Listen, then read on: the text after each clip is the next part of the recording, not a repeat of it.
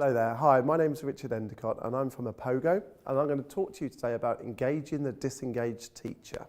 Now, we all know of these teachers that are in our organisations. Every organisation that I've been to, there are a number of teachers who perhaps are coasting, who are perhaps are not quite buying into the ethos and the drive of the school. For me, these are the teachers who are your biggest risk within your institution. These are the ones who could make or break an Ofsted inspection. These are the ones that could make or break the results which come out at the end of each year. And we've got to understand, why is it? Why are these teachers disengaged? What is it about their personal life, their practice, their own personal view of the school, which is disengaging them from the whole process? When we are talking about the disengaged teacher, and we all know who these people are. Every institution which I've ever walked into has got either one or two or three disengaged teachers. And this is a problem for any organisation because, of course, not only could they make or break an Ofsted inspection, or they could make or break a set of results which for your school at the end of the year, but also sometimes they can have a real negative impact on other people who surround them within that school, and all of a sudden that negativity spreads. So what is it about the disengaged teacher? To understand that, we've got to ask ourselves why. And Simon Sinek does a very good TED talk about the power of why. And this can be used when discussing what is it about this disengaged teacher? Why are they disengaged? Now, of course, the reasons could be plenty. There could be issues in their personal lives, of course. There could also be issues with their own practice, and also, are they engaged with the subject area with which they are currently teaching? But to understand that, we've got to have this conversation. You need to understand, why is it that you are disengaged? Why is it that you are not on message as to what you are trying to achieve? And I know that you as head teachers, you know quite clearly what it is you are trying to achieve. But do they? And before those conversations, have you got an understanding of your employee, of the person who is going to make the difference to your outcomes? Have you had those conversations? If not, do so. As a head teacher, of course, you have a very, very strong understanding of your direction. Where is it your school is going? You've written your school development plan. You've written various different brochures and documents outlining your ethos and your mission statement and everything else. But do your staff know this?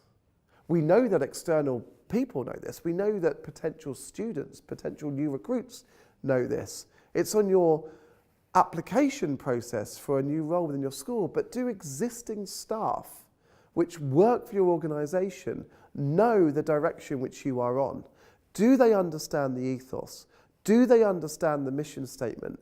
Do they know where you are going?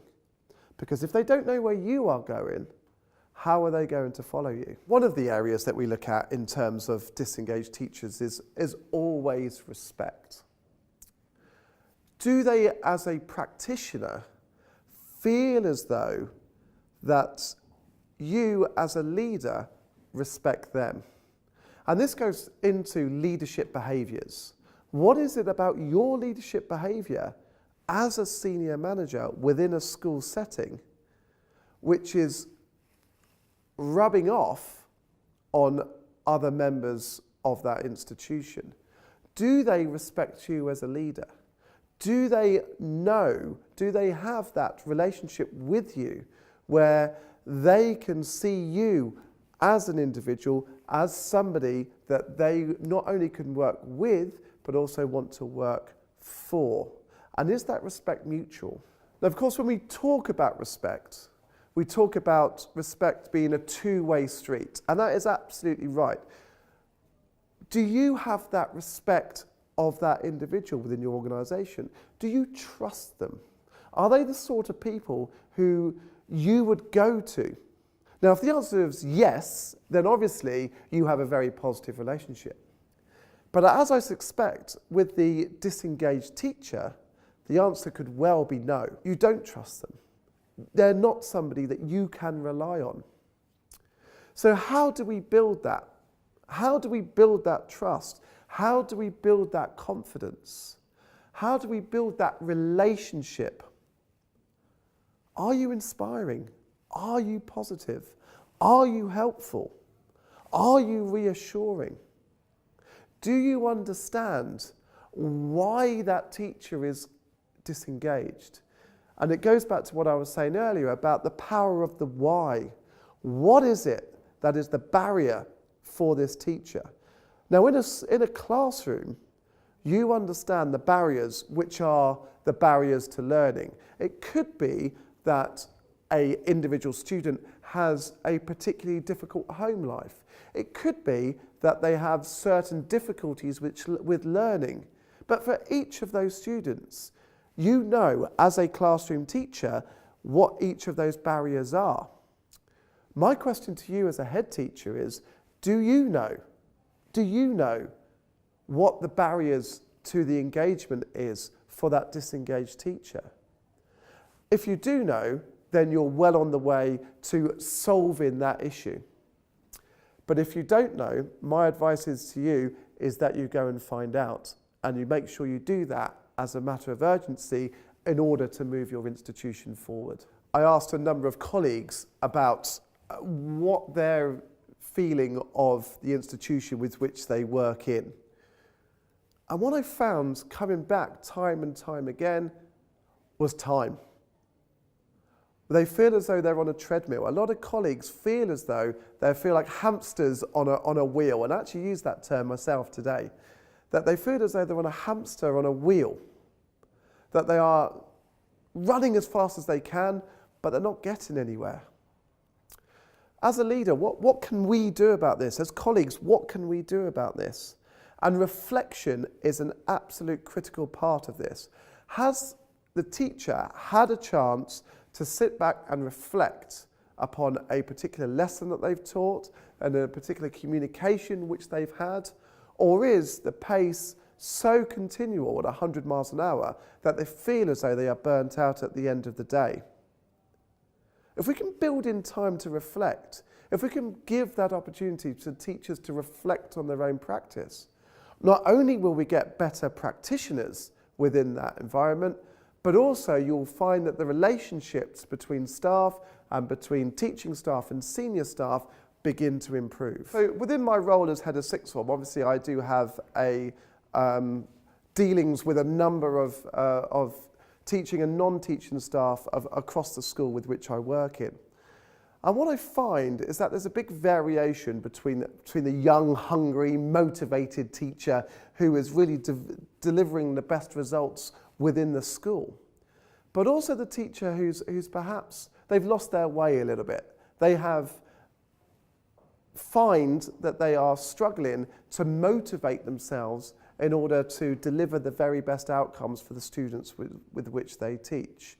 I'm talking from personal experience here. I have within a department within the school with which I teach has struggled, and it's struggled with engagement, and it's struggled with the idea that teachers can actually make that positive impact on young people's lives.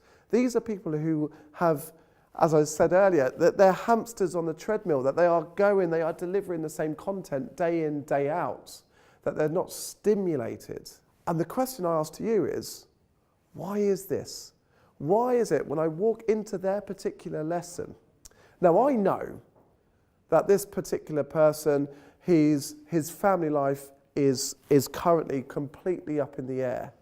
And so therefore my role here is more of a sympathetic role. It's more of an understanding of the issues which are happening outside of the school and to be supportive.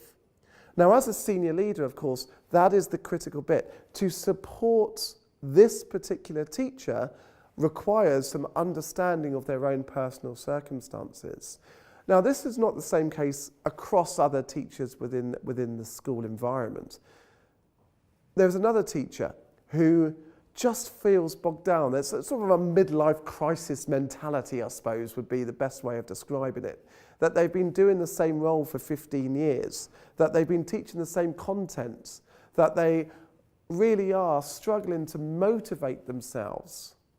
And my role here is, well, that's all very well, but I still need you to deliver the best outcomes for these individual students. So what is it we can do? What is it we can do within the environment that can stimulate your practice, can make you want to get up for work in the morning and to encourage you?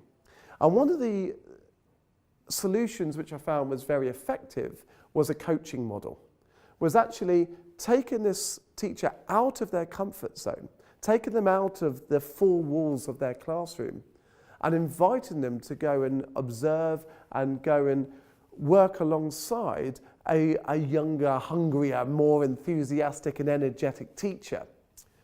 As it turns out, the teacher that they chose wasn't younger, but yet they still had the energy and the enthusiasm which this individual could relate to. And so therefore, there are two different scenarios there, both of which are very effective, but both, again, come back to the question is, why is it that that individual is disengaged?